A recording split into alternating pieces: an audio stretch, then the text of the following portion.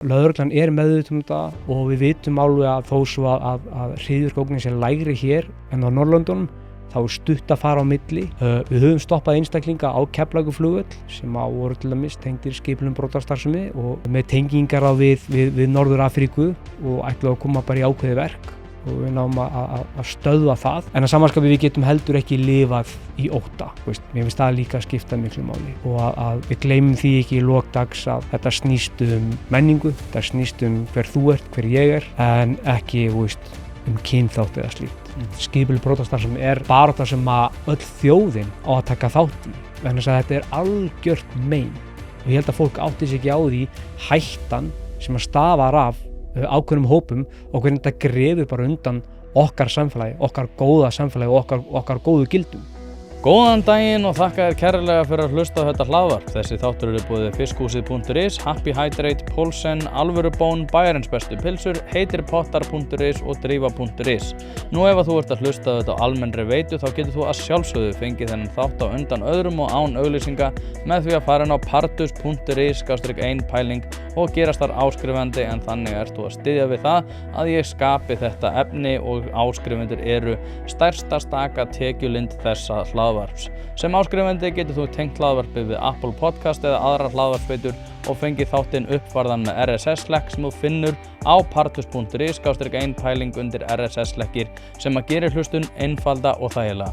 En ég vil hvetja ykkur til að segja viðskipti við samstarfsmenn mína, en þeir eru að sjálfsögðu ekki sammála mér allt, en þeir eru að stuðla að málfrelsi á Íslandi sem nákvæmlega það sem að þetta hlaðvarp snýst En vindum okkur á þættinum, gjörið þið svo vel. Ómar Anisius, kærlega velkomin aftur. Sæll og blessaður. Takk fyrir að hafa mig. Ég segi bara ljómandi. Er það ekki? Jú. Lífið bara vel með þig? Já. Það nóg að gera, bæði vinnu og heima fyrir og Þannig að ég bara ánægður og þakkláttur. Það gott. Og þín vinna náttúrulega að vinna á landamærunum sem að hafa nú verið í deglunni og við ræddum þau síðast og síðan þá langar mig að segja hefur heilmikið breyst. Við erum með nýja ríkisstjórn, miklu meiri umræðu, meiri tortryggni, meiri áhyggjur. Hvernig lestu í stöðuna svona verandi á staðnum? Sko við ræddum saman sumarið 2024. Já, júlí 2024 held ég. Já.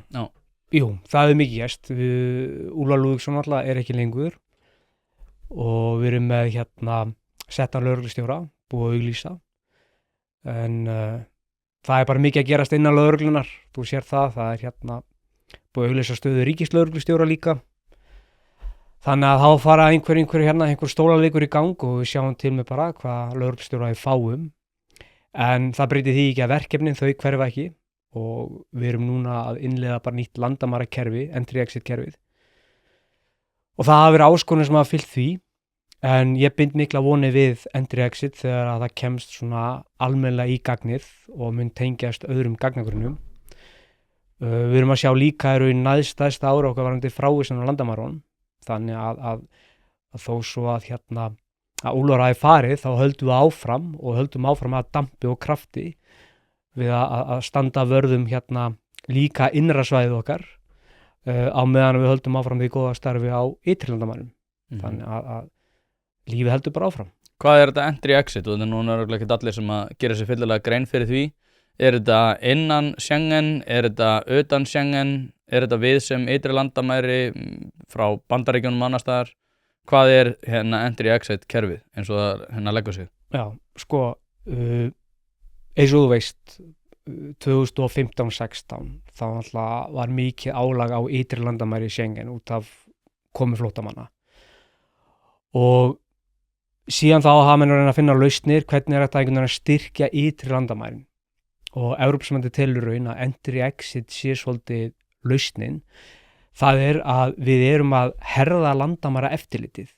Þannig að þeir sem að koma og tilheyra ekki innra svæðinu, Schengen svæðinu, þeir fara gegnum landamæra eftirlit. Þannig eru gert að það bara að vegabréf eru stimpluð, við erum fara að hætta með stimpla og þetta eru bara rafrænar skráningar. Það sem bætist ofan á rafrænar skráningu að við erum að fara að taka líka lífkenna upplýsingar. Það að segja fingraför og ljósmynd. Og þessi lífsýni fara í gagnagrunninn Þannig að þegar að aðili kemur inn, þá tökum við upplýsingar og svo skráist hann út, þegar við út á svæðinu og þannig getum við monitorað mun betur þegar við komum að koma og að fara og líka fyrirbyggt að rauna óæskilegir einstaklingar sé að koma inn á svæðið. Vegna þess að ég áður fyrr, ef einhvern var kannski brottvís út á Schengen, hann gæti bara fengið sér nýtt vegabréf, kannski breytir nafninu sínu og svo kemur hann aftur inn á svæðið. En þegar þú komið með lífkennaupplýsingar, þá sérðu það að þú breytir ekki DNA. Þannig að þetta á að stoppa það að óæskilegir aðilar geti reynt að smygla sér aftur inn á svæðið. Ofan á þetta mun svo koma líka á næsta ári það sem kallast ETIAS og það bara svolítið svo bandaríska ESTA. Þannig að þú sækir í raun heimild áður en kemur inn á svæðið. Þetta á við einstaklinga sem maður njóta árituna frelsis. Eins og Bretland, Bandaríkin, þeir þurfa að sækja ESTA þegar þau koma hingað. En fyrir okkur Íslendinga þá breytir þetta ekki neinu. Við bara komum og förum eins og okkur hendar og förum í gegnum hana ABC landamarliðin. Þannig að þetta eru spennandi tímar en þetta er líka gríðarlega áskorun fyrir okkur. Já, þetta er mjög áhugavert en núna hafa verulega margir áhyggjur af stöðunni ekki bara út af ytri landamærum Schengen, heldur líka innan Schengen. Og fólk sér til dæmis tölur sem ég ræddi við Þorbjörgu Sigriði það að fólk í Svíþjóð sem í skipulagðri brotastarfsemi eru 4/5 af bara starfandi lögreglumönnum þar í landi, þannig að það er bara raunveruleg öryggisógn, álíka margir í hernum og fólk í Svíþjóð bara að byrja að tala þetta á þessum forsendum, að bara hvað erum við marga í hernum, hvað erum við marga lögreglumenn, hvað erum við marga í skipulagðri brotastarfsemi sem eitthvað í kringu 17.500, starfandi lögreglumenn eru 20.000, starfandi hermenn eitthvað í kringu 20.000 en fólk bara að byrja að tala þetta í svona styrjaldartón sem svona algjört nýyrði en það sem ég að velta fyrir mér þetta munið að koma til með að duga með þessar forsendur. Það við erum að heyra það að séu varhugaverðir einstaklingar en að komast yfir landamærin til þess að brjóta af sér, meðal annars gagnvart lögreglumönnum. Hvernig horfir þú þessi staða við þér? Þetta er bara mjög góða punktur í þér. Málið er að fyrir okkur Ísland og að vera í Schengen, að vera eyja, þá erum við eins og ræddum síðast, við erum í sérstöðu og við erum eitt lykil landamarastöðu sem Keflavíkurflugvöllur sem að tekur á móti 95% af öllum farþegum sem koma og fara úr landinu. Þannig að við höfum líka rosa mikla áhyggjur af flæði innan svæðis og þó svo við höfum ekki verið að taka upp landamæra eftirlit vegna þess að það tilkynna að taka upp landamæra eftirlit, það í raun flókið í framkvæmd og það ekkert sem að tryggja það muni skila til ætlum árangri. Auk þess myndi að bara hægja á öllu flæði og komu fólks og við myndum líka súpa að segja því það sem við getum gert, við höfum verið að gera og tölfræðin sýnir að við höfum hert verulega löggæslu eftirlitið. Þannig við erum að athuga líka með útlendinga sem að koma frá innra svæðinu og spurja ákveðna spurninga. Og ef það vaknar einhver grunur þá förum við fólk líka í ítalegri skoðun og svo jafnvel kemur út úr því bara ákveðin frávísun. Með að gera þetta, þá erum við líka að reyna að herða af skipulagðri brotastarfsemi. Það sem við getum gert á landamærunum. Öflug greiningavinna, öflugt löggæslueftirlit, það eru mjög góðar mótvægis aðgerðir við frjálsa flæðið sem innan Schengen. Vegna þess að við viljum líka standa vörð það. Og við skulum líka átta okkur því að brotahópar sem að nýta sér frjálsa för, þetta náttúrulega bara pínu lítið hlutfall af fólki sem að koma og fara frá Íslandi. Langflestir sem komingað koma bara í góðum tilgangi, en við viljum ná þessu sem ætla sér eitthvað annað og við erum alveg staðráðin í því að halda þeirri vinnu áfram. Hlaðvarpið í samstarfi við stöndu og mikilvæg fyrirtæki og eitt af því Poulsen. Poulsen.is til þess að skera hvað eina, hvort sem þú þarft að fara í bílrúðu skipti eða einfallega bílrúðu viðgerð, þá ferðu inn á Poulsen.is. Ef það stjarna í framrúðunni þá bara bókaru tíma á heimasíðunni, ferð með hann og hann tilbúinn samdægurs. Ekki vera með stjörnu í bílrúðunni, Poulsen.is Láttu græja rúðuna strax í dag. Hlaðvarp í samstarfi við Happy Hydrate. Steinefni eru orðin mikilvægur þáttur í mínu lífi og ég ekki einu svona að grínast, ég að nota þessar vörur í alvörinu. Það ástæða fyrir því að þessir kassar hérna eru tómir. Nýjungarnar og framþróunin hjá Happy Hydrate hreint út sagt frábær. Kreatín samhliða steinefnunum, eitthvað sem að þeir bjóða upp á og ég nota að staðaldri. Eftir að ég byrjaði að nota þessar frábæru vörur að þá líður mér einfaldlega betri. Ég kem meiri verk og dagurinn verður betri. Dagskammtur af nauðsynlegu vítamínum, engin gervisykur og þú færð þetta í rauninni hvar sem að þú verslar. Þú verður ekki fyrir vonbrigðum ef þú prófar þetta og ég mæli með að þú gerir það strax í dag. Hlaðvarp í samstarfi við Harðfisksverkun Hrafnardals. Þetta eru gæði í gegn, kemur á roðinu, fryst einu sinni og það er nákvæmlega þannig sem að þú færðan. Steinbítur sem er valsaður upp á gamla mátan og þurrkaður í vestfirsku fjallalofti. Ekki svona eitthvað þurrkklefa rugl hérna. Þetta er ekki eitthvað svona sem að molnar í höndunum heldur eru þetta bara gæði í gegn.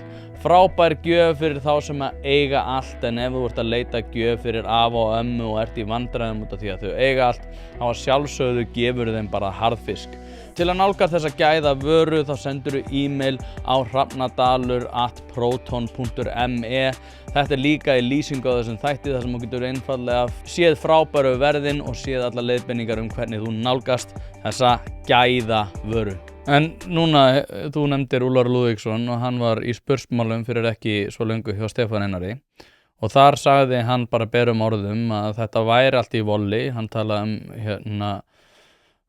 Guðmund Hauksson, Haukur Guðmundsson sem er núna farinn og í rauninni fekk Úlfar bara sínu framgengt með því að bæði Sigríður hefur verið rekinn og núna líka Haukur Guðmundsson. Þannig að dómsmálaráðherra hefur greinilega tekið varnaðarorð Úlfars alvarlega og það sem ég er að velta fyrir mér er sko því að það er svona svolítið á reiki sko og það held ég að sem að kemur svona tortrygninni er að Úlfar Lúðvíksson segir bara hérna það er alltaf mýgleka, við fáum ekki að gera neitt, það er ekki gert neitt í þessum málum, þetta er allt í klessu.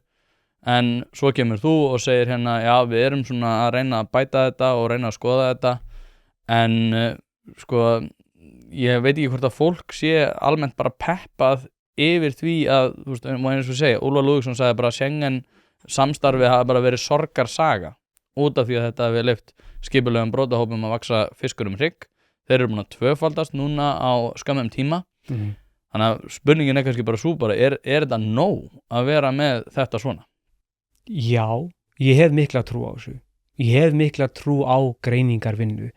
Ég hef mikla trú á því að við með í raun fáar lykil landamærastöðvar getum gert gríðarlega gott starf. Við náttúrulega höfum aðgang að góðum gagnagrunnum að því við erum í Schengen samstarfinu. Er það Eurodac? Það er einn gagnagrunnur en við höfum til þess bara að SIS sem er bara Schengen Information System þar sem eru skráðunar upplýsingar, Interpol gagnagrunnur líka. Þannig að við höfum aðgang að góðum upplýsingum sem að skipta gríðarlega miklu máli. En Schengen getur náttúrulega ekki gengið nema að sé líka góð lögreglu samvinna og við eigum í gott samstarf við bæði Europol, við líka landamæra og strandgæslustofnun Evrópu, Frontex, við önnur lögreglu embætti en það þarf náttúrulega að fjárfesta í það samstarf og við þurfum að leggja mikið upp úr í og við eigum líka að vera ófeimin við að hafa afskipti af einstaklingum sem eru að koma til landsins og við höfum verið að gera. Þannig að þetta skiptir auðvitað gríðarlega miklu máli en það er ekkert sem heitir 100% öryggi. Það er kannski það sem að reyna að benda fólki á. En Úlfar, þú nefnir hann, Úlfar tala líka að ytri landamærin væru bara í þokkalega góðum málum. Og það er það sem að skiptir svolítið miklu máli gagnvart sko Evrópusambandinu er hvernig er eftirlitið háttað á ytri landamærum. Og við leggjum mikla vinnu í það. Og Úlfar var svona fyrsti sem að byrjaði að horfa eins á innra svæðið. Og við viljum gera það en aftur á móti það skiptir máli við séum sem að ná réttu fólki. Það er að segja við sem raunverulega ná einstaklinga sem ætla að koma til landsins til að stunda á brotastarfsemi eða önnur afbrot og við frávísum þeim. Og það er baráttan við skipulega brotastarfsemi en Keflavíkur flugvöllur eða lögreglan á Suðurnesjum, hann ætla að gera ekkit, embættið gerir ekkit eitt. Við þurfum að vinna náið með lögreglan höfuðborgarsvæðinu sem við gerum og í líka raun önnur embætti.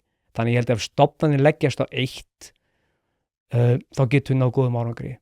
En aftur á móti, skipuleg brotastarfsemi er barátta sem að í raun bara öll þjóðin á að taka þátt í, vegna þess að þetta er algjört mein og ég held að fólk átti sig ekki á því hættan sem að stafar af ákveðnum hópum og hvernig þetta grefur bara undan okkar samfélagi, okkar góða samfélagi og okkar góðu gildum. Já, og ég veit að fólk er með sífellt meiri áhyggjur af þessu út af því að það er talað um það að sé verið að taka á þessu en aftur á móti virðast skipulagðir brotahópar hafa yfirhöndina akkurat í dag út af því að þeim er að fjölga og kannski svo við bara ræðum það aðeins að núna hefur Fjölnir náttúrulega komið fram og sagt bara að þetta sé að verða verra og lögreglumenn eru, settir í verri stöðu heldur en áður. Þú talar um það þegar þú byrjar 2006 að þá hafði þetta verið allt önnur staða. Núna er þetta orðið miklu harðari heimur. Það veldur því svona, maður hefur áhyggjur af því að kannski, fólk veigri sig við það að fara í lögregluna út af því að launin eru kannski ekki alveg nægilega góð. Starfsumhverfið er ekki að verða betra. Hvað er svona þitt take á þetta? Við erum að fá töluvert af umsóknum í lögreglunámið sem er frábært og ef þú ætlar lögregluna þá ertu náttúrulega að fara að fara að taka þátt bara í að reyna að bæta samfélagið og viðhalda allsherjarreglu. Í skýrslu ríkislögreglustjóra sem kom út skipulagða brotastarfsemi þá klárlega sjáum við að það er aukning og það eru fleiri hópar en hafa verið áður. En ég held að almenningur vill bara sjá einhvern árangur. Það er það sem að fólk vill sjá. Þannig að eins og við hendum út á Facebook fyrir ekki löngu síðan ákveðin status þar sem að við sögðum að 2 aðilar ef maður rétt hefði verið frávísað. Aðilar sem voru staðnir afbrotum og voru teknir og þeim var síðan frávísað. Það var LRH og við frávísum við komum á landamærin. Og þetta vill fólk sjá. Fólk vill sjá ef þú ert til ama og þú ert að brjóta alvarlega og þú býrð ekki að þá gerir lögreglan eitthvað í málunum og við getum bara tekið viðkomandi og svo frávísað eða brottvísað sem best að fara upp á endurkomubann og það er svona ákall eftir því þannig að og við erum bara að gera og ég held að lögreglan á höfuðborgarsvæðinu er búin að stíga verulega upp finnst mér. Við höfum líka gert það í Keflavík og við þurfum bara að halda áfram á þessari vegferð.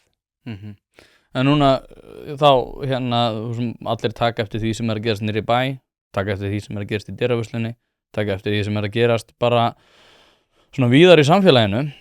Eins og við ræddum síðast, lögreglan veit alveg hverjir eru hvað Hvað er það í rauninni að stoppa lögregluna í því bara, stopp en frisk, þú ert í greinilega einhverjum annarlegum tilgangi þú ert farin í kvöld.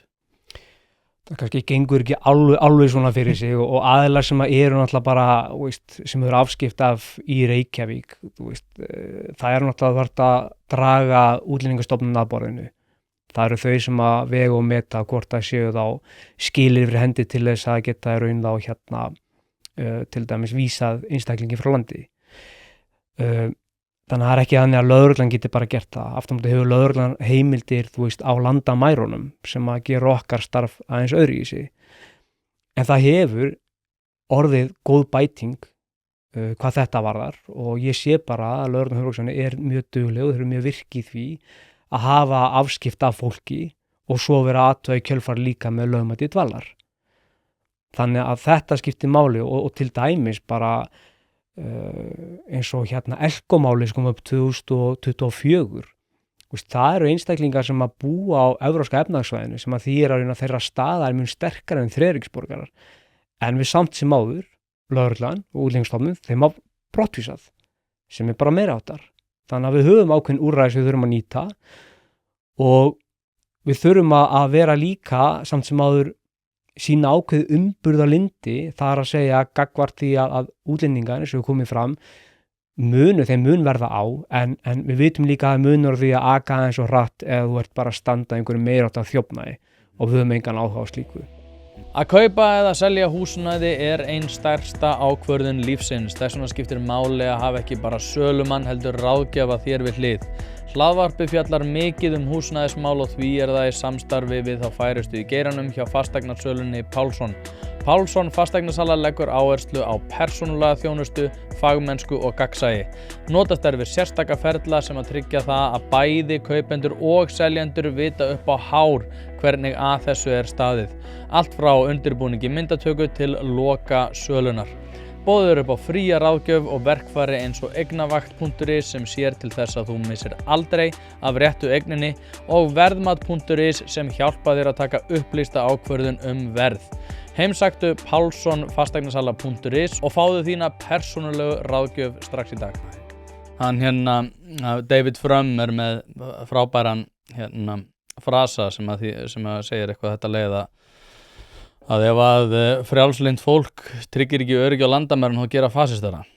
Og það sem að ég hef pínu áhyggjur af og ekki, ég veit ekki eins og hvað maður á að finnast það, maður bara sér augljóslega að almenningsálitið að breytast mjög hratt og það að færast meira frá þessu svona Arndísar Önnu þema yfir í að bara fólk veit bara að taka í handbremsun á þessu.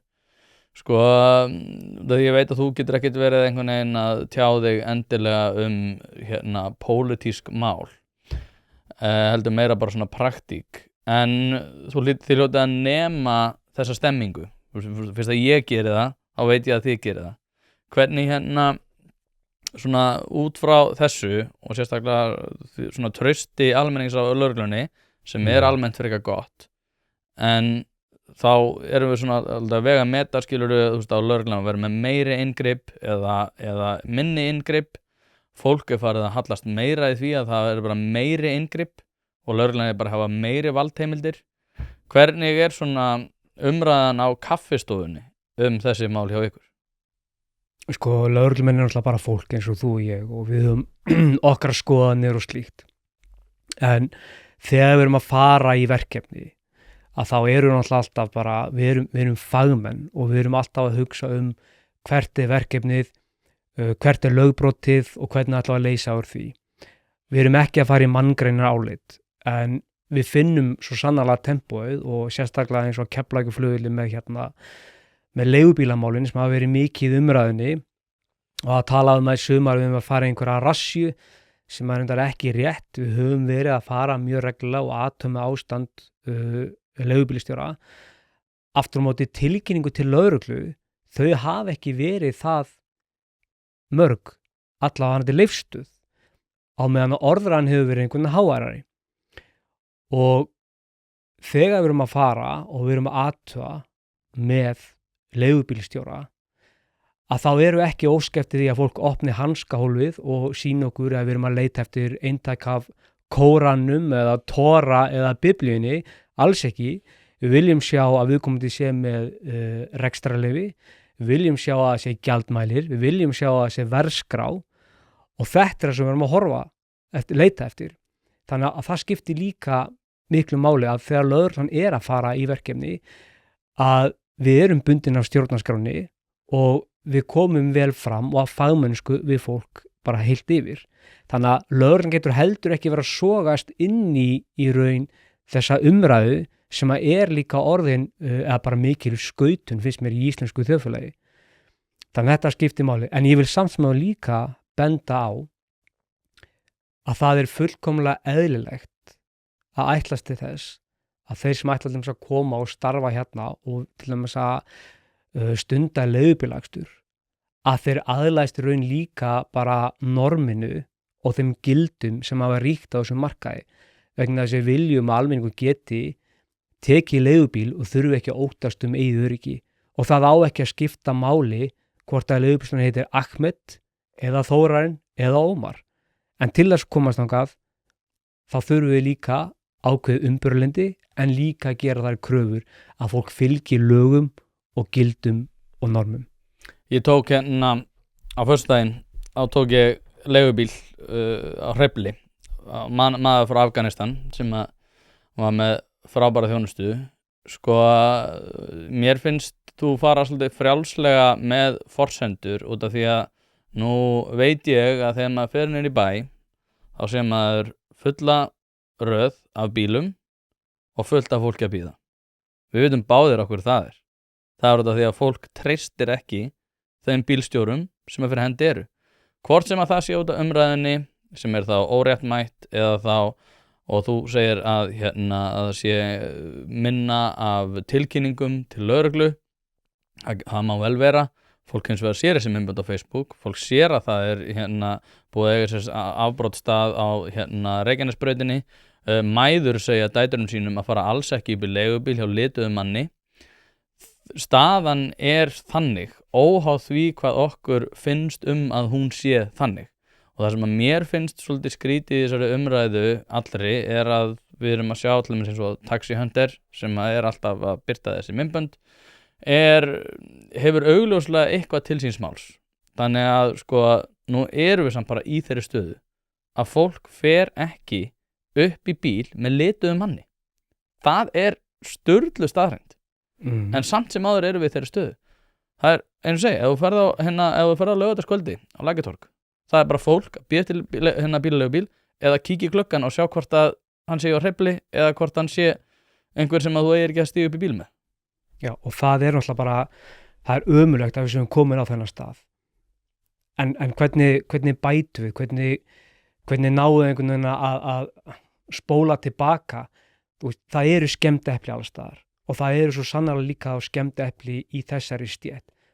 Það er okkar hlutverk lögreglu meðal annars og Samgöngustofu að hafa upp á þessum einstaklingum og raun að taka skemmdueplin úr körfunni svo að þau smiti ekki meira út frá sér. Skilur, en við hljótum samt að vera sammála það að við viljum ekki að það sé þannig, Tóti. Við viljum að þú farir inn í röð og þú sest upp í leigubíl og það skiptir ekki máli hvernig viðkomandi lítur út, að förin á að vera örugg og, já, ég veit einhver sé ánægðlega, það er alltaf rándýrt að taka leigubíl á Íslandi, en að þú veitir allavega muni skila þér áfangastað og þurfu ekki óttast meiður ekki. Já, það er rétt, en það sem að fólk kannski er að spyrja sig, og þetta er sérstaklega gagnrýni gagnvart ykkur á landamærunum og þeim sem er í lögreglunni þar, og Taxi Hunterinn gagnrýndi líka Úlfar fyrir þetta, er að það eru myndbönd af mönnum að fremja ofbeldisbrot og svo er hann kominn í röðina stuttu seinna.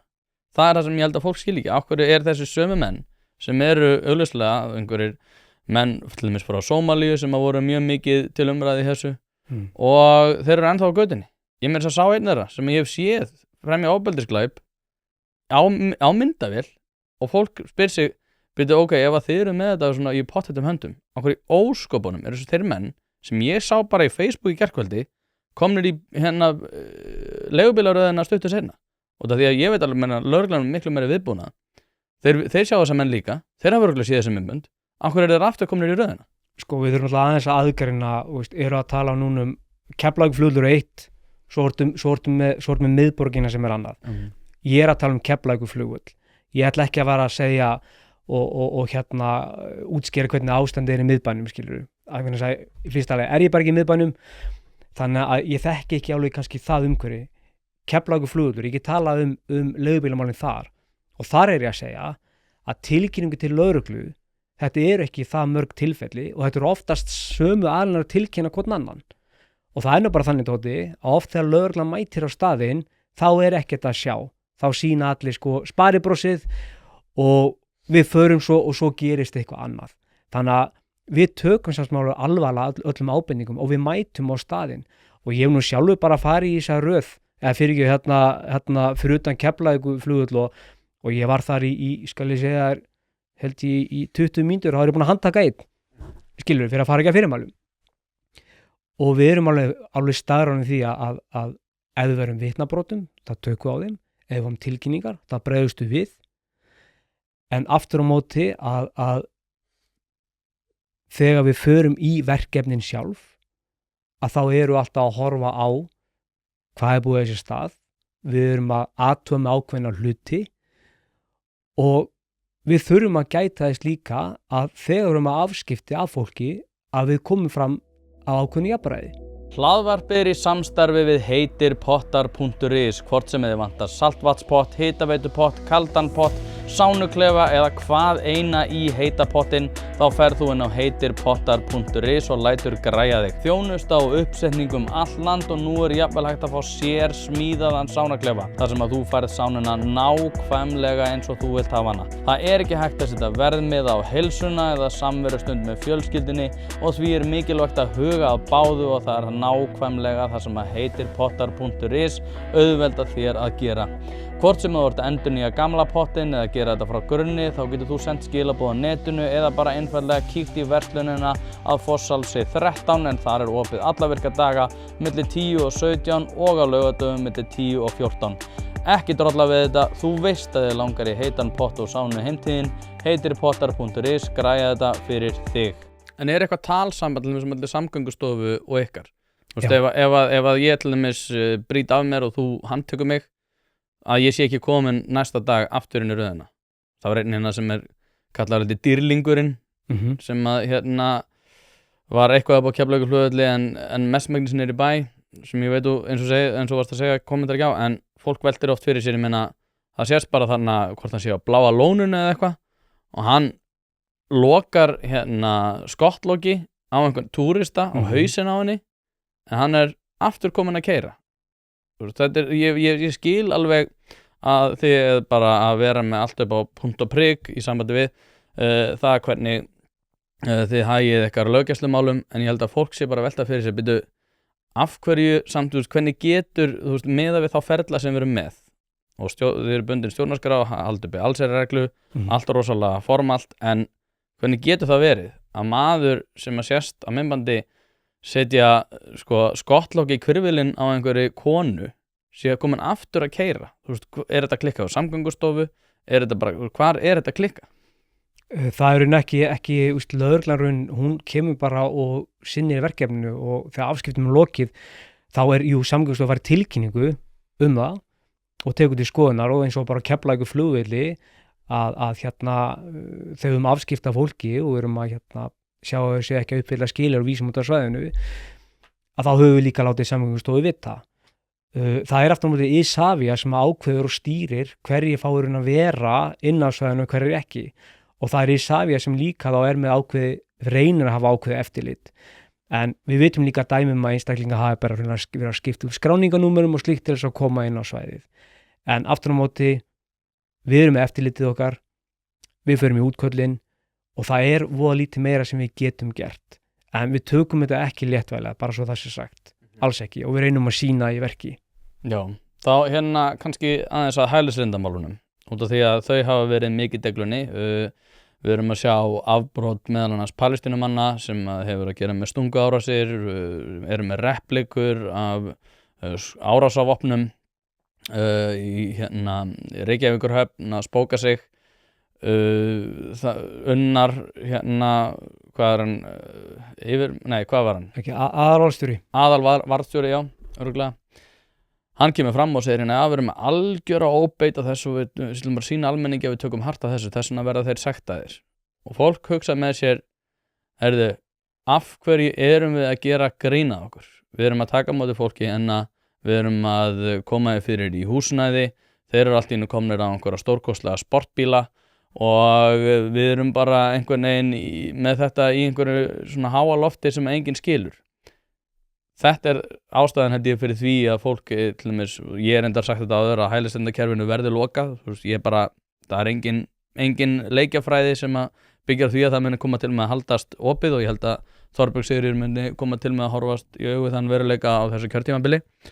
En með þessi dæmi og bara svo við flettum líka inn svona aukinn rasisma í þessu. Þetta eitthvað sem að ég hef svona numið hjá fólki sem að var ekkert mikið að pæla í útlendingamálum. En þetta rætt okkur einustu kaffistofu á allt öðru tempói heldur en ég hef nokkuð tíma séð. Það einhver sé með eftirlíkingu á skotvopni ekkert grín. Og það bara ekki í okkar menningu. Þegar að slíka tilkynningar berast okkur, þá fer lögreglan af stað, tvímælalaust. Og við þurfum alltaf að ganga úr skuggum að fyrsta lagi, þetta raunveruleg eftirlíking eða ekki. En fólk misboðið eðlilega vegna þess að eins og ég segi, við erum ekki vön að sjá fólk vera með skotvopn eða slíkt skilur, fólk fer hérna á skytteri og svoleiðis, en við erum ekki að veifa skotunum bara í samfélaginu. En þá fer fólk líka að tala landamærin í samhengi, og þar ég pínu ekki alveg að skilja, vegna þess að það alltaf þannig ef einhver gerir eitthvað innanlands sem þykir óásættanlegt, að það sé það landamærinum að kenna. Í fyrsta lagi vitum við ekki, ég þekki ekki þetta tilfelli, þessi aðili gæti hafa komið bara frá Þýskalandi með flugi og koma bara hingað, segjum hann að jafnvel komið á ytri landamærin, þá fer hann í vegabréfa skoðun eftirlit og hann uppfyllir skilur og bara heldur hann för sinni áfram. Við erum ekki með kristalkúlu upp á Keflavíkurflugvelli sem við vitum hvað fólk að fara að gera fram í tíman. Þannig að þetta hefur ekki með landamærin að gera, en þetta jú klálega málefni sem varðarskilur bara útlendingamál sem við þurfum að tala um.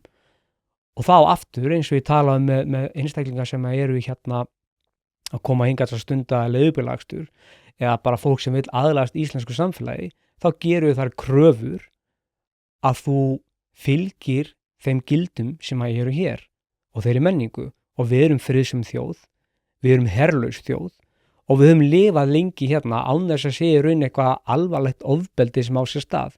Heimurinn að breytast, samfélagið okkar líka að breytast, og þá skiptir mála að lögreglan fylgi þeirri breytingu eftir með góðum mótvægisaðgerðum. Og við erum öll meðvituð það. Já, ég sammála þar sko, en ég einhvern veginn, það sem að mér finnst svolítið skrítið að samræðunar sem eru ekki háðar opinberlega, og það sem að ég var að tala áðan að stemningin búin að breytast mjög mikið í svona, hvað ég var að segja, já, svo ég notaði aftur bara svona kaffistofuspjallinu og fólk byrja að hafa stórkostlegar áhyggjur, rasismi augljóslega að aukast, maður sér það, ég tala bara við litaða vini minna, það hort á það öðruvísi og það skrifast svo litið á ástandið, og það sem að svona, svo ég setja kannski í svona heildarmynd að við erum með landamærin, þið segist verið að taka á því, samt verið skipulega brotahópar að vaxa fiskur hrygg, hælisleitendamálin ganga augljóslega ekki jafn vel og við myndum vona, og fólk hugsa með sér bara, ég vil bara sjá einhver taki handbremsun á þessu. Og það samdráttur, hefur orðið verulegur samdráttur í umsóknum alþjóðlega vernd. Já, það hefur orðið verulegur samdráttur, en það aðalega út á Úkraínu, og við vitum báðir að þegar að fólk að tala þessi mál, að þá það ekki að tala Úkraínumenn, það að tala fólk sem kemur og á rætur svona rekja til Miðausturlanda eða Svíþjóðar sem áttu þá rætur svona rekja til Miðausturlanda. Þannig að sko að einhverju leiti þol ekki þegar fólk segir að þessari umræðu sé grauta saman, því að þetta eina sem við erum að tala en þessu svolítið grauta saman, út af því að við erum að tala meðal annars fólk sem að rætur sína rekja til Svíþjóðar sem með erlendan uppruna þar, og svo fólk frá Miðausturlanda sem hefur hingað komið. Það eru aðal áhyggjur fólks.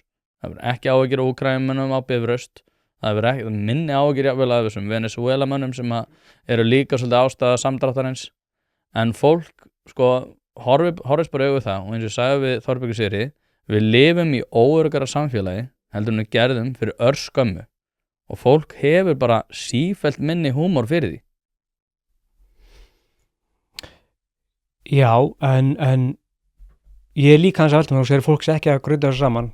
Þú talar það sem fólk að tala bara þetta kaffihús og spjall og slíkt, eða kaffistofum. Hvað fólk að segja og hvað fólk að kalla eftir? Í rauninni bara að við getum ekki, ég talaði við Jónas Már Torfason hérna og hann veldi upp spurningunni, hann samfylkingarmaður sem á að heita Vinstri, en hann var svona svolítið hægri sinnar þessu. En hann spurði einfaldlega sko, hvað tæki það okkur langan tíma að aðlagast afgönsku samfélagi? Hvað tæki það okkur langan tíma? Og þá veldi maður fyrir sér hvað tekur fólk langan tíma allir sem að kemur og að ræta svona rekja til Miðausturlanda, langan tíma aðlagast íslensku samfélagi. Ég talaði við Jasmínu Cernat hérna á sínu tíma og hún sagði mér að þetta geti tekið 10 ár fyrir fólk að aðlaga samfélaginu. Þá fólk farið að velta fyrir sér hvort að við getum verið bara einhvers konar meðferðarheimili fyrir fólk frá Miðausturlöndum sem að jú vissulega býr við ömurlegar aðstæður oft á tíðum, kemur á flótta, en ef að fórnarkostnaðurinn af því bara stórkostlega breytt landslag í demografíu landsins varðar menning og gildi, að þá viljum við ekki gera það. Það held ég að sé þetta kaffistofu spjall sem að þú eða ég að vísa í. En eru ekki sammála að þetta sé í raun kannski sambland? Þetta annars vegar að við viljum að fólk komi hérna og leggi sér fram við að aðlast okkar samfélagi, reyni að læra málið og ná tökum á því, en að við þurfum líka að vera móttækileg og opin í að reyna að inngilda fólkið.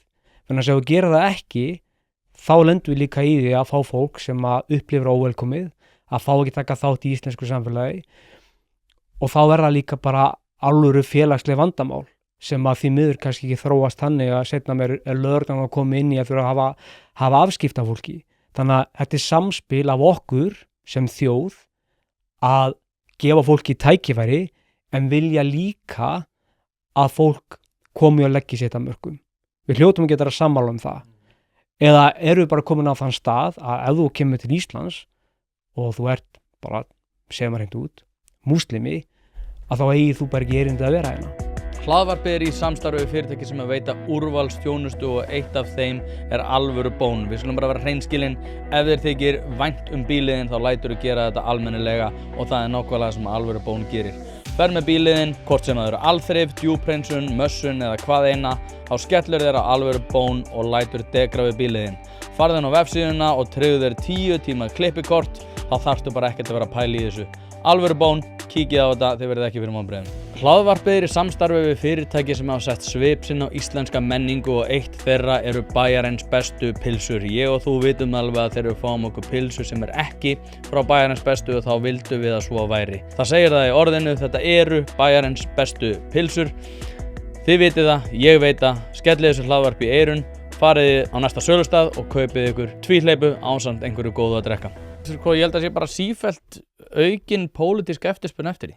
Og það svolítið það sem ég hef áhyggjur af og fólk segir bara já, neini, það engar áhyggjur af þessu og ég held samt að þið eru að gera ykkur einn fyrir því að ef þetta fer illa í Evrópu og það verður meiri átök og við ætlum að sjá í Ástralíu sem að við erum náttúrulega svona tengjust menningarlega þar sem að náttúrulega hryllilega hryðjuverka árás núna fyrir 2 dögum. Við erum að taka upp núna 16. desember, ég veit ekki alveg nákvæmlega hvernig þáttur kemur út en ég held að fólk hafi bara áhyggjur af þessu almennt. Þá er ég að tala um í svona víðara samhengi, bæði það sem er að gerast í Evrópu, jafnvel Ástralíu, Bandaríkjunum og endurspeglar það svolítið á Íslandi. Og ég held að pólitíkin muni koma til með að því að, jú, við getum alveg sagt að þetta sé bara, við erum á Íslandi, við erum í allt annari stöðu. Ég veit ekki hversu lengi það mun duga og það sem að ég í rauninni að segja því að ég með unga múslima hjá mér í boxinu. Það sem ég hef áhyggjur af að ef að það verður ekki tekið hart á málefnum eins og varðar þess að þetta skotofni Reykjavíkurhöfn, að þá munu þeir verða fyrir barðin á því. Og ég að vinna líka með múslima sem að segja við mig bara, þið verðið að grípa hana bolta fyrir okkur því að ég bara að finna núna á eigin skinni. Hann var hérna, eða vinur hans og hann voru kallaði nigger í hurðinni á Átó, hérna skemmtistað niður í bæ. Það sem að ég raunin að segja bara svona, jú, við getum alveg sagt að það sé verið að gera mikið en fólk einhvern veginn finnur ekki alveg fyrir því. Það er að sjá fleiri afbrot niður í bæ. Það er að sjá augljós áþreifanlega merki þessa skipulegu brotastarfsemi sem hefur að gera með umrædda hópa. Þetta mun óumflýjanlega smita yfir á fólk sem með litað. Ég ætla ekki að segja því sem svari við því, en ég einhvern veginn svona til dæmis með bara skipulega brotastarfsemina og eins og ég var að ræða við áðan, ef að fólk fer ekki að finna meira fyrir því að sé verið að augljóslega taka verulega hart að því, að þá mun þessi þróun bara aukast. Jú, en þessir hópar, þessir skipulega brotarhópar, þetta eru hópar líka sem að koma frá Evrópu og þetta eru hópar sem eru austantjáls, þú veist, og svo eru þetta íslenski hópar, skilur, þetta er ekki bara hópar sem eru tengdir þá Mið-Austurlöndum, þú veist, og ég segja vegna þess að það er ólga í Evrópu, ég átta mig á því og skýrslur og gögn benda alveg til þess að það sé hérna, það er hryðjuverka ógn ennþá í gangi og til dæmis átökin á Gaza og slíkt, það er búið að rosalega hift í mörgum evróskum borgum út af þessum átökum og krafaðum á stjórnvaldsstiginu og slíkt og þetta skapar líka svona ákveðið vettvang eða plattform fyrir, íslamista hópa að ná til og gegnum sérstaklega internetið ungra einstaklinga, kallmanna til dæmis, sem eru líka félagslega einangraðir. Þannig að þeir nota þetta og eru að hvetja fólk til verka. Þannig að þess vegna segi ég, það er líka rosa mikilvægt í baráttunni okkar að þeir sem að koma hingað og setja stað og mega setja stað, að við reynum að bjóða því velkomið og aðlaða okkar samfélagi. Skilur, vegna þess að gera það ekki, þá ertu líka að skapa ógn sem að kemur að innan. Þannig að þetta er samfélagslegt vandamál að taka á skipulagða brotastarfsemi og fyrirbyggja að einstaklingar fari á þá braut að þeir snúist bara gegn sínu einu samfélagi. Og mér finnst þetta skipta svo miklu máli vegna þess að nú er svo mikil umræða öryggis- og varnarmál og við sjáum það að það er verið að fjárfesta og setja gríðarlega fjármuni í þann málaflokk og við erum að tala um fjölþáttaógnir, við höfum áhyggjur af drónum og ýmislegt fleira og öryggi Íslands. Á meðan að við þurfum að skoða, þær ógnir sem eru bara raun nú þegar til staðar, sem að þessi skýrsla skipulagða brotastarfsemi sem við talaðum Þannig að ég myndi vilja sjá líka, að við setjum meira fjármagn og jafnvel eitthvað af þessu fjármagn sem fyrir öryggis- og varnarmál í lögregluna vegna þess að við þurfum að byggja hana upp til að geta tekist á við þennan málaflokk. Við þurfum að fjárfesta líka eins og við búum að gera og halda áfram í samfélagslöggæslu. Það skiptir svo rosalega miklu máli að við eigum í góðu samtali við ungu kynslóðina og þetta allt saman einhvern veginn skiptir bara höfuðmáli finnst mér, þannig að þegar við tölum bara um öryggi en þannig að já, ég er ekki að gera lítur úr þessum vandamálum, alls ekki, ég er meðvitaður um það, lögreglan er meðvitaður um það og við vitum alveg að þó svo að hryðjuverkaógnin sé lægri hér en á Norðurlöndunum, þá er stutt að fara á milli. Við höfum stoppað einstaklinga á Keflavíkurflugvöll sem voru til dæmis tengdir skipulagðri brotastarfsemi og með tengingar við Norður Afríku og ætluðu að koma bara í ákveðið verk og við náum að stöðva það. En að samanskapi við getum heldur ekki lifað í ótta. Mér finnst það líka að skipta miklu máli að við gleymum því ekki í lok dags að þetta snýst menningu, þetta snýst hver þú ert, hver ég er, en ekki kynþátt eða slíkt. Ég er bara sammálaður og ég til meiri segja að svo við tökum líka hina hliða þeim penning sem við erum að ræða. Sú ógn er alveg líka fyrir hendur þegar þú talar um ótta. Ég myndi jafnvel segja að ég hef áhyggjur líka af þeim hópum sem eru bara pínu peppaðar yfir þessu bara pínu peppaðar yfir því að það er ólga og það er stemning, við erum að sjá núna í Írlandi að það eru hópar að gefa út bara, sem eru sem sagt svona native eða sem sagt innlendir Írar eru að mynda hópa, það sem þeir eru með balaklava grímur og segja bara við ætlum að taka handbremsun á þessu með skotvopn á sér. Þetta gerist Bretlandi líka, Frakklandi, þar sem eru svona þjóðernishópar sem eru bara að segja, við ætlum að taka handbremsun á þessu, lögreglan ætlar augljóslega ekki að hjálpa ykkur, pólitíkin ætlar augljóslega ekki að grípa í handbremsun á þessu, en við erum hérna til að hjálpa. Og það er nú ekki langt að sækja allir eins og fyrir Íra að tala inn í svona ákveðina þjóðerniskend sem að getur sprungið upp.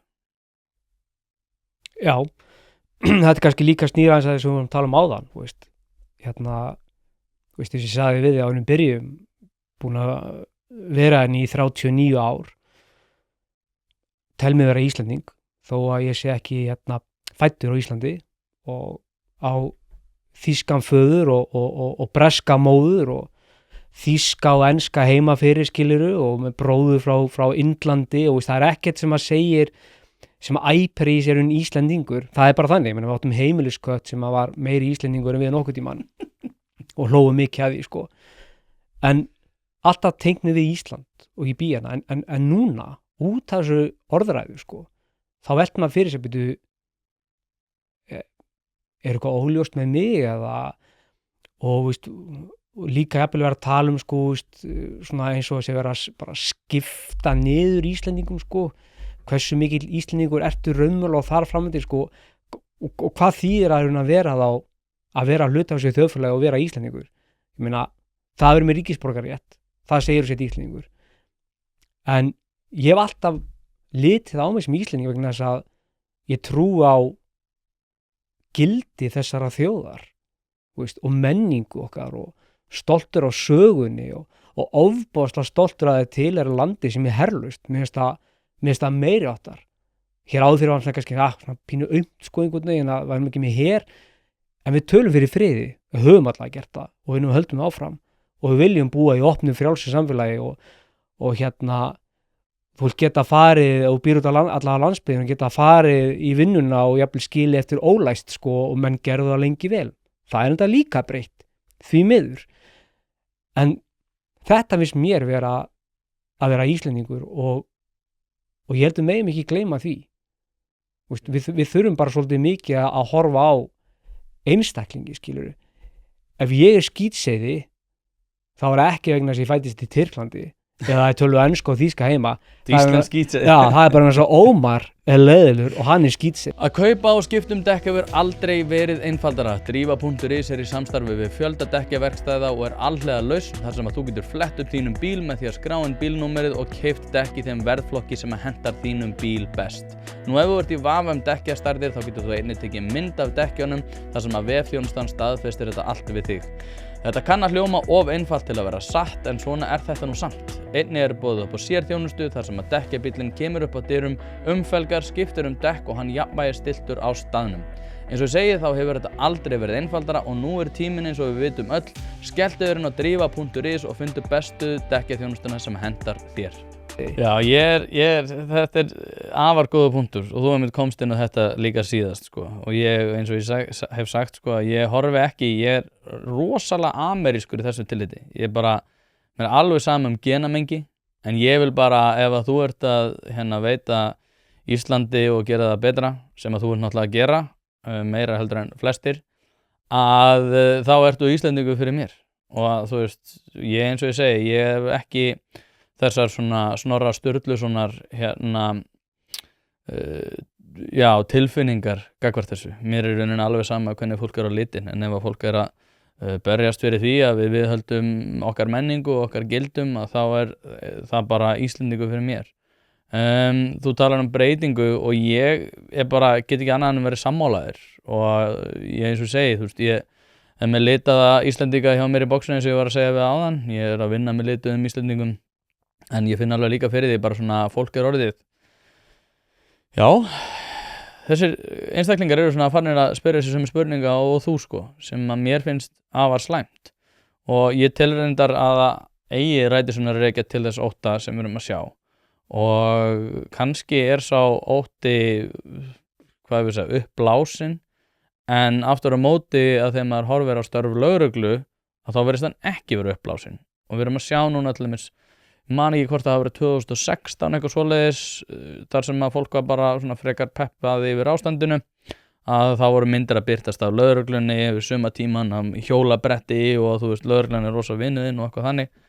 En í dag, ég ætla ekki endilega að segja að þetta hafi breyst, en hins vegar þá sér fólk til dæmis núna þegar að það eru ljósahátíðar, athöfn, niður í miðbæ Reykjavíkur. Og ég fór þarna fyrir slysni, ég var þarna, sá einmitt Þorgerði Katrínu fara með ræðu þarna, að þá eru örugglega í kringum 10 lögreglubílar, ég hafi talið örugglega 15 svona, sem að virðist vera einhver leyniþjónustu menn, sem eru með í eyranu, eru rosalega vökulur allt umhverfi sitt. Þetta er annarkvort breytingina lögreglunar eða lögregluna bregðast við breytinguna samfélagsins. Þetta er það sem að ég svona, þú veist, við erum að tala um stemningsbreytingu, fólk kannski líka finnur fyrir því. Ég meina, lögreglan er að gera ráð fyrir ekki bara stemningsbreytingu, heldur samfélagsbreytingu. Sko það er alltaf þannig að það verður hryðjuverk og svona gríðarlega alvarleg árás eins og gerist núna í Ástralíu sem er bara vestrænt samfélag og þjóðfélag.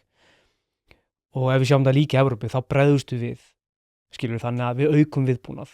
Þannig að þessi ljósáti sem var bara í vikunni ekki satt, það væri ábyrgðarlaust að lögregla veri ekki með aukin viðbúnað. Þannig að það er það sem að þú ert að sjá þarna. Og þessi leyniþjónustumenn, þetta er nú bara lögreglumenn sem eru í borgaralegum klæðum að fylgjast með svona umferðinni, skilur, og flæði fólks. En við viljum líka halda áfram að búa í okkar frábæra samfélagi og við viljum ekki að þetta verði einhvers konar lögregluríki, skilur, að þurfu alltaf bara svona hard power. En ég tel að við erum að reyna að fylgja þessari þróun vel og ég tel líka að eins og ég nefndi við þig, bara erum það sem Úlfar byrjaði hérna 2023 og við höfum haldið áfram og komum til með að halda áfram að vera vakandi á landamærunum fyrir einstaklingum sem er að koma hingað og grípa þá aðila sem að eiga ekkert erindingað og stöðva á strax. Að þessar aðgerðir í sambland við líka að efla í raun ytri landamærin sem að er í gangi og svo er ráðherra líka búin að boða ákveðna breytingar eins og varðandi dvalarleyfismálin sem að ég held að sé gríðarlega mikilvægt skref, að þá eru að taka stórar og stór og mikilvægt skref í að reyna að styrkja kerfið í heild sinni. Og nú er ég að tala út frá svona löggæslu sjónarmiði. Þannig að við erum á réttri vegferð, það er mikilvæg umræða í gangi, við þurfum að leyfa þessar umræði þessi stað og við erum ófeimin að taka hana, en við þurfum líka að vera vakandi fyrir því að við leyfum ekki, komur að segja, kannski óttanum að taka yfirhöndina. Já, og líka þessi jaðra sem er að tala hvað hæst vegna þess að enn og aftur, við skulum ekki gleyma því að mikilvægast að skrá lýðveldisins er stjórnarskráin og þar eru gríðarlega mikilvæg réttindi varin og það eru líka réttindi þar sem að tryggja okkur að búa í því frábæra samfélagi sem Ísland hefur verið og viljum varðveita. Já, þá langar mig kannski aðeins að sko bara svona til að klára þetta með stemningsbreytinguna sko að eins og í stjórnmálunum þá sér maður það bara augljóslega, ég meina Píratar eru náttúrulega ekki inn á þingi og nýr formaður er að pæli því hvort að hún sé fædd inn í pólitískan líkama eða ekki, þannig að þau eru svolítið búin að stimpla sig út úr svona því að vera með þessar umræðu en það er líka svona, þú veist, og eins og hérna ég hef nú rætt áður er að við viljum náttúrulega líka að stjórnmálin séu, hvað ég að segja, með fólk inn í þessari umræðu sem að hægt er að taka alvarlega og hægt er að vera með vigt. Ég tel til dæmis eins og í öðrum Evrópuþjóðum, eða Evrópulöndum segi, eins og við erum búin að koma inn á, að þá er fólk bara með, hvað ég segja, svona sérkennilegar og þá erum við að tala um hina hlið peningsins sem ég var að tala um áðan í sambandi við tölum bara hreint út, bara svona fólk með annarlegar skoðanir og sérstakar skoðanir að varðar rasískar taugar. En það sem ég er og ástæðan fyrir því og svo ég náðu kannski eftir er alltaf að ræða þetta bara hvernig spornum við því að við séum með stjórnmálamenn og því meina þú veist fólk er að segja miðflokkurinn sé þetta og Snorri Másson og Sigmundur Davíð en ég tel bara að svo sé ekki ég er í flestum eða eiginlega bara öllum tilfellum sammála því sem að þeir eru að segja með þessi mál og þú veist þeir eru kallaðir fasistar og ógeð og fleira og ég hugsa alltaf bara svona ég held að þið viljið ekki sjá hvers konar fólk getur ratað inn í stjórnmálin ef að þessi svona framfer sem horfir og það er svona þessi balans þú kannski fléttum inn í þetta líka og talar skilurðu ofríki lögreglunar ég meina þegar að vera að tala til dæmis ég talaði við Brynjar Níelsson á sínu tíma hérna einhverja hvað var það forvirkar rannsóknarheimildir mér varst bara algjörlega fáránlegt að vera með svona að tala það núna í dag er ég bara með breytum skoðun á því út af því að ég bara, heyrðu,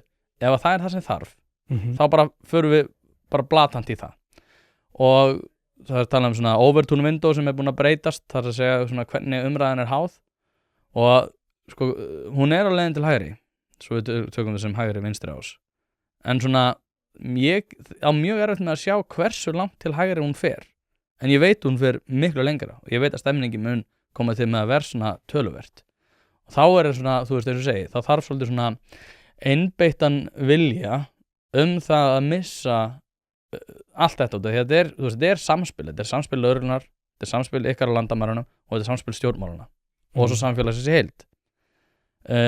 Samfélagi heild að toga alla þessa hina 3 þætti svolítið hressilega til hægri og svo og ef að þetta endar eins og í Evrópu að þá bara rata inn einhverju stjórnmálamenn sem eiga ekkert endilega að vera eiga þessu umræður.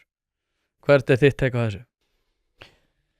Sko, mér finnst forvirkar heimildir það að lögreglan geti í raun framkvæmt ákveðna rannsóknir án þess að kannski fólk viti af því. Mér finnst það að vera svolítið líka í raun hlut að þið geta búið í frjálsu samfélagi. Það að segja að ef við ætlum að hafa þetta opnað á frjálsa flæði að lögreglan geti líka vera að monitera ef rétt skilyrði fyrir hendi vegna þess að við viljum ekki alltaf stöðugt vera að þrengja fólki, þó svo vissulega þetta, þú ert að þrengja einhverju með að vera að fylgjast með, þó að sé ómeðvitað, en forvirkar heimildir eru bara mikilvægt tæki og tól til þess að við getum líka verið áfram í okkar opna samfélagi. En þú veist, bara á þessu ári rúmu sem við töluðum saman síðast að þá sérðu sko að fyrsta umræðingunum hælisleitindur og þeir að koma hérna og þetta að einhvern veginn setja svo mikla byrði á innviðina og þar fram til göttunum, svo sjáum einhvern veginn að töluna fara niður, þá bara, það alltaf mikið af fólki hérna og það múslimannir og allir þessir sko og þá kemur ljósa að byrja langflestir sem eru að dvelja hérna, útlendingar þetta eru þá ríkisborgarar ESB, Pólverjar langstæsti hópurinn og þá einhvern veginn umræðan fyrir eitthvað annað og maður svona einhvern veginn hvert raunverulega vandamáli, og við sjáum þarna bara samfélagið okkar búið að stækka allt of ört og langflesti sem eru hérna þá og eru í lögmætri dvöl eru samt sem aðilar sem eru að koma innan í ESB og þetta fólk hefur lagt mikið af mörkum við að ýta undir hagvöxt á Íslandi en við einhvern veginn höfum bara ekki haft getuna til þess að hýsa alla ef svo má segja. En þá segi ég, það ekki við það fólk að sakast. Ef þú ætlar að bjóða í partí heima hjá þér og þú fær fólk til að koma og svo fattar þú alltaf en þú átt ekki fleiri stóla, þá ætlar ekki að taka trillingin við fólkið, það var bara þitt vandamál, skilurðu. Og mér finnst einhvern veginn að þið vorum að tala líka eins Schengen áðan, sko, að fyrir mér sko það við sem í þessu samstarfi þá lítið bara Schengen bara svona fjölbýli og við eigum bara okkar íbúð og við viljum bara hafa góðan ramma í kringum fjölbýli og við hleypum einhver munn nema eigi erindi og þar fram til göttunum. En svo getur líka alveg verið með að fá þetta á þínum stigagangi, þú veist, og þá skiptir svolítið máli að að þú hafi náttúrulega bara stjórn á þinni íbúð og þú getur svolítið haft hlutin að segja. Og það það sem við erum að gera með að vera í þessu samstarfi með að líka viðhalda eftirliti á innrasvæðinu með því að vera virki af afskipta af útlendingum og slíkt. Það til þess að tryggja það að hér kom ekki aðilar, eins og ég er búin að tala með nokkur sinnum í þessu viðtali sem ætla að fara í brotastarfseminu eða stunda vændisstarfsemi eða ætla að fara í svarta atvinnustarfsemi. Þannig að þetta er svona ákveði skilyrði sem ég held líka við viljum ekki láta af hendi. Það að segja að við höfum náttúrulega alltaf eitthvað að segja hverju koma hérna þó svo að þetta sé för sem á innra svæðinu. Hlaðvarpið í samstarfi við fiskhúsið.is. Fiskhúsið.is heildverslun fyrir veitingamenn sem vilja það ferskasta og það besta fyrir sína kúnna. Hvort sem það fyrir veitingareksturinn, hótelreksturinn, mötuneytið eða hvað annað, þá ferðu inn á fiskhúsið.is til að sjá það gríðarlega úrval sem að strákarnir hafa upp á að bjóða. Ef að þú vilt hið ferskasta og hið besta, þá gerir þetta sjálfsögðu almennilega, ferðin á fiskhúsið.is. Það ekki til sú spurning sem að strákanir hafa ekki svarið við, þannig enn og aftur fiskhúsið.is til að fá ferskasta og besta fiskinn á landinu. Þá langar mig að að við kannski ljúkum þessu á lögreglustörfum. Og sko við ræddum þetta síðast líka, svona hverjir eru að veljast inn, hverjir eru ekki að veljast inn, háskólanámið og annað. Og ég ætla, sko, þú ræður hvernig þú grípur hennar bolta. En ég ætla að taka eina heita kartöflu. Út af því að við töluðum núna síðast það að lögreglumenn væru svona að einhverju leyti adrenalínfíklar sem að væru kannski svona sérstaka típur sem að oft á tíðum eru típunar sem að kannski hefðu jafnvel ekkert endur orðið glæpamenn en þú veist, eru örar típur, eru sérstakar típur og ég þekki þetta, hafandi verið í kringum lögreglumenn í bókstjálfun og annað.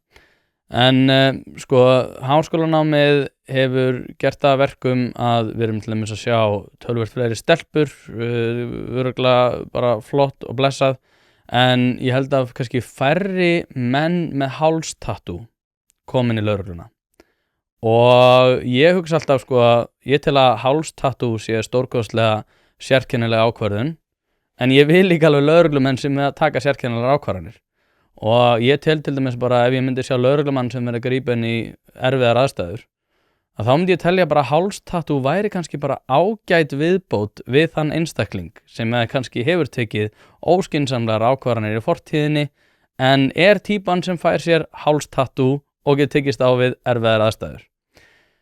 Kannski þetta bara einhver della, en ég aftur á móti til að svona samblanda þessa kannski, svo við talum svona demografíu eða svona samsetning lögreglumanna, hún hefur breyst. Við vitum að við vorum að tala afbrotamenn sem að koma til dæmis utan EES og jafnvel innan EES samstarfsins eða ESB ber ekkert sérstaklega virðingu gagnvart konum og þá myndi einhver spyrja sig, heyrðu, af hverju erum við að fá svona mikið af endilega konum inn í þetta og að hamla því að menninni með hálstattú fá að koma inn út af því að við erum að gera kröfu á háskólanám? Sko, fyrir svona 20 árum síðan, ef þú hefur verið að sækja með lögregluna með húðflúri og slíkt, þá hefur einhver hugsað, já, þessi nú einhverju rugli, en í dag er það bara ekki þannig. Það eru allir einhvern veginn langflesti með húðflúr. Það skiptir máli að lögreglan endurspegli samfélagið. Það eru líka allir konur með tattoo. Það eru mjög margir lögreglumenn með húðflúr. Það er áttúrulega skilir að þú getur í raun sko hulið húðflúrin. Þannig að ég er með einni vinnu á mér sem er með tattoo sem næri alveg sko, hann þarf að hneppa alveg vel að svo að sjáist ekki og hann þarf alltaf að vera í langerma skyrtu. En varðandi sko að lögreglan endurspegli samfélagið, þá alltaf eru konur á pari við kallmenn og við viljum að það sjáist í lögreglunni, skilurðu. Ef við viljum einhvern veginn að taka eða draga úr aðkomu lögreglu kvenna að því við óttumst öryggi mér finnst það röng nálgun. Við erum með valdbeitingartæki, við erum með piparúða, við erum með kylfu, við erum komin með taser líka. Þannig að þetta eru í raun valdbeitingartæki sem eiga að draga úr þeim sem að fara í of mikið návígi í þeim aðstæðum sem við teljum að að það geti í raun að öryggi geta haft áhrif á öryggi okkar.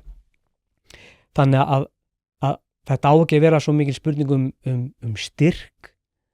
Lögreglan fer svolítið á massanum á hversu mörg við erum til að geta fara og leyst tiltekin verkefni.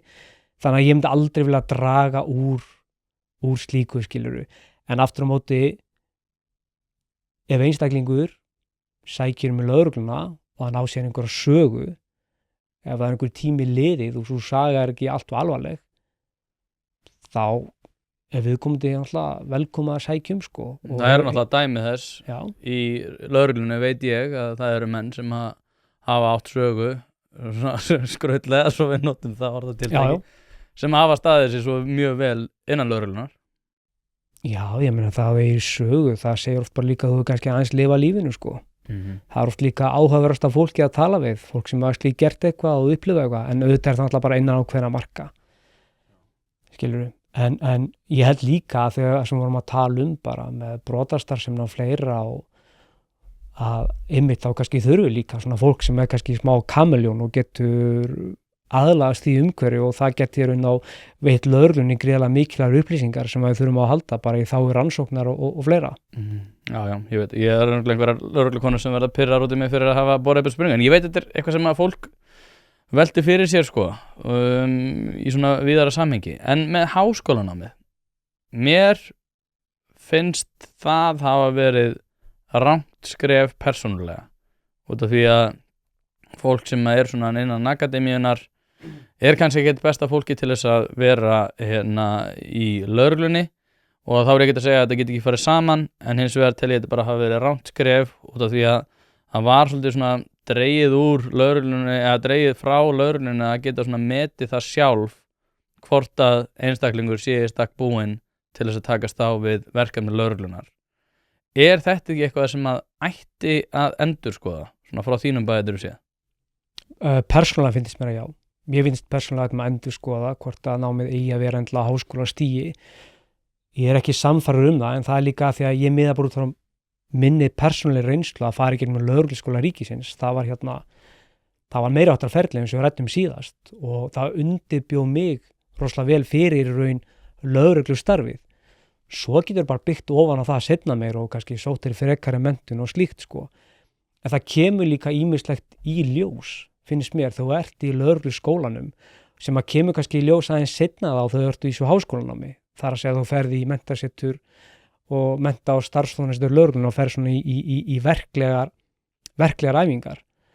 En það má líka skoða jafnvel að bæta við bara meiri verklegri þjálfun inn í námið þannig að fólk fái meiri og betri undirbúning til þess að fara út á götu. Þannig að ég veit ekki hvort að vera aftur snúið að færa þetta af háskólastigi. Ég hendur ekki þessum að það sé endilega besta leiðin. En að samanskapi ég líka þar að mér fannst bara lögregluskólinn vera álega meira áttar. Já, ég og þú veist, ég einhvern veginn til þetta, við getum að rækta það svona í víðara samhengi háskólanám og þú veist, ég ekkert alfarið á þeim buxunum að háskólanámi bara eitthvað að vera fullkomlega praxísk eðlist, að bara alltaf þegar þú ferð í háskólanám þá að vera einhvern veginn til að hámarka eitthvað. Ég held að þetta sé líka persónulegt fyrirbæri að þú getur í rauninu hugsað í víðara samhengi. Ábatinn af háskólanámi ekkert alltaf augljós, heimspeki, ég held að það sé stórkostlega gott viðfangsefni líka bara til að takast á við ýmislegt annað í lífinu, þó svo að kannski viðskiptalegir hagsmunir ekki alfarið bersýnilegir. En ég einhvern veginn fór að hugsa þetta bara þegar ég hlustaði aðeins aftur á viðtali okkar í sambandi við háskólanám, en svona kannski þannig við gefum líka á þetta því að ég hef ekki alveg fullkomnan skilning á því. Hvernig lögreglunámi í dag? Ef ég til mér kæmi nú ég með mastersgráðu sem að gerir mig kleift að gera þetta hlaðvarp kannski örlítið betra, en ef ég til dæmis með mastersgráðu, ég þá stend ég framar öðrum sem að koma inn í lögregluskólann? Þarf ég að taka færri einingar? Þarf ég bara að taka verklega námið? Hvernig virkar þetta? Sko, ef þú ert með meistaragráðu þá sjálfsöglega auðvelt verið að komast kannski inn í diplómanámi sjálft. Hvort það sé einhverju kúrsar sem þú ert nú þegar með sem eru metnir, ég bara þekki það ekki, það er náttúrulega bara undir háskólanum komið að skoða það, en aftur á móti þú myndir árin bara taka diplómanámi sjálft og ef þú ætlar að vera náttúrulega lögreglumaður að þá ferðu líka í verklega þáttinn og svo gætur alltaf fengið þá BA-gráðu í lögreglufræði og vildir eftir á. Þannig að þetta svona kannski bara, þetta raun ferli sjálft án þess að vera nokkuð kynnt mér að eitthvað ítarlega raun hvað verið að kenna og slíkt. En það er svo langt síðan þú varst þannig náttúrulega? Það var það sko. Lögregluskólinn ennþá í gangi? Hver í rauninni, þetta háskólanám, en sá skóli sem þú fórst í, lögregluskólinn, hann enn til staðar eða var hann alfarið færður á þetta háskólastig? Þetta ekki Akureyri? Jú, sko, Háskólann á Akureyri með námið, en svo ertu með mennta- og starfsþróunarsetur lögreglu sem upp í Krókál, sem gamli lögregluskóli ríkisins og hann að sjá þessa verklegu hagnýtu þjálfun, hún á sér stað þar. Þannig að það ennþá í gangi. En mér finnst bara með lögreglustarfið, þú veist, þetta daginn inn og daginn út samskipti við fólk. Og það eru þessir áfangar í raun sem að mér finnst að eiga að vera svolítið ríkjandi, þú veist. Hvernig undirbyrðu lögreglumenn undir að eiga samskipti við fólk og fara í alls konar aðstæður. Þannig að námið þarf að vera hagnýtt. Auðvitað þetta líka er fræðilegt, en þú vilt að kúrsarnir séu hagnýtir og þeir muni nýtast þeir út á götu. Þannig að til dæmis eins og menningarnæmi, það skiptir lögreglumenn máli. Það skiptir lögreglumenn að fræðast skiluru skipulaða brotastarfsemi, það skiptir máli að lögreglumenn fræðist samsendingu samfélaga, þú veist, afbrotafræði.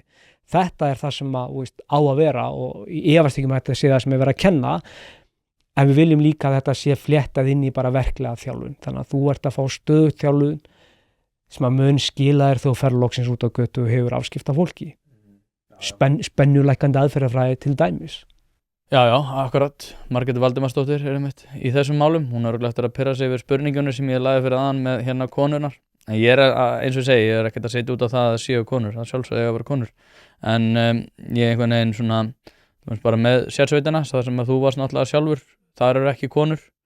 Og það var svona meira, eins og ég segi, svona þetta físiska eðli lögreglustarfsins sem að ég held að margir bara svona velti fyrir sér hvernig virkar þegar að við erum að tala starfsmenn sem lögreglumenn sem eru bara starfandi á götunni, sko. En sko, konum velkomið að sækjum í sérsveit, alltaf geta sótt þar sko.